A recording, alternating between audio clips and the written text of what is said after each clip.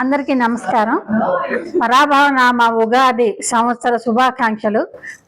ప్రపంచవ్యాప్తంగా ఉన్న తెలుగు వారందరూ ఈ ఉగాది పండుగను సుఖ సంతోషాలతో జరుపుకోవాలని కోరుకుంటూ ఈరోజు ఇక్కడ మన శోభారాజు గారు, దేవరకొండ రాజు గారు మొదలైన ప్రముఖులందరూ కలిసి అందరికీ ప్రపంచవ్యాప్తంగా ఉన్న తెలుగు వారందరికీ ఉగాది శుభాకాంక్షలు తెలుపుతున్నాము.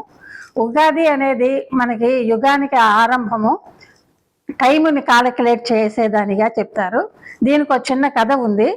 మొట్టమొదట ఒక జీవజాతి లేనప్పుడు ఈ భూమిలో నారాయణుడు ఆయన బొడ్డు నుండి ఒక కమలం వచ్చి అందులో బ్రహ్మ ఉద్భవిస్తే ఆయనకి వేదం యొక్క నాలెడ్జ్ అంతా ఆయనకు ఆ జ్ఞానాన్ని ప్రసాదించి ఈ జ్ఞానంతో మీరు జీవిని పుట్టించాలి ఈ భూమి మీద అని ఆయనకి ఒక పని చెప్తారు.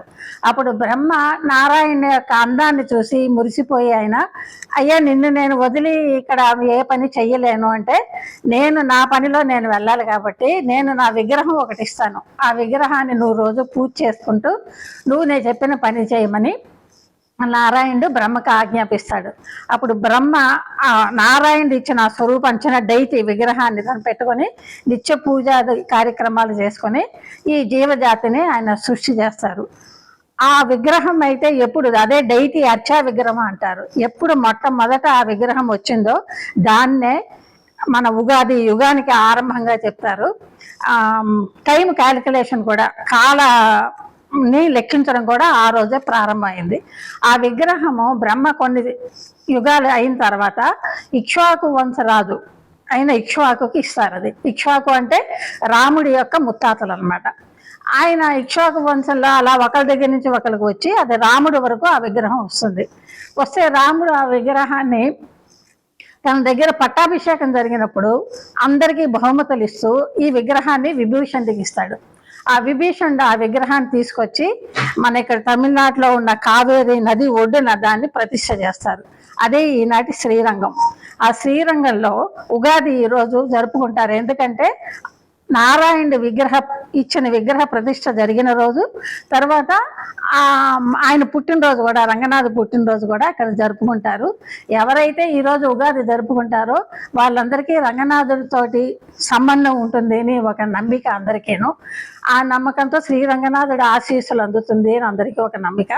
అయితే ఉగాది రోజు ముఖ్యంగా చేయవలసినవి 3 విషయాలు. ఒకటి అభ్యంగన స్నానం, అంటే తలకి నూనె పెట్టి స్నానం, ఈ మూలికలతో కలిసిన పౌడర్తో స్నానం చేయడం చాలా విశేషం అని చెప్తారు. 2 నింబ కుసుమ భక్షణం. నింబ కుసుమం అంటే వేప పువ్వుని, మామిడి ముక్కలు, పులుపుకి, తీపికి బెల్లం, కొంచెం ట్యాంగీనెస్కి చింతపండు పులుసు, కొంచెం ఉప్పు అన్నీ వేసి 6 రుచులు అంటే 6 రుచులతోటి ఉగాది పచ్చడిని చేస్తారు.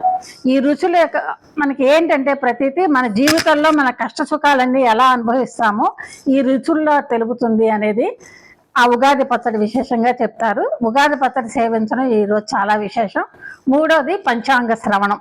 అంటే ఎవరైనా పండితులు పెద్దలు పంచాంగం చదివి మన వ్యవసాయం ఎలా ఉంటుంది, అనావృష్టి అతివృష్టి ఉంటుందా, మన అందరి జీవితాల్లో ఎటువంటి మార్పులు వస్తాయి అనేది ఈ పంచాంగంలో.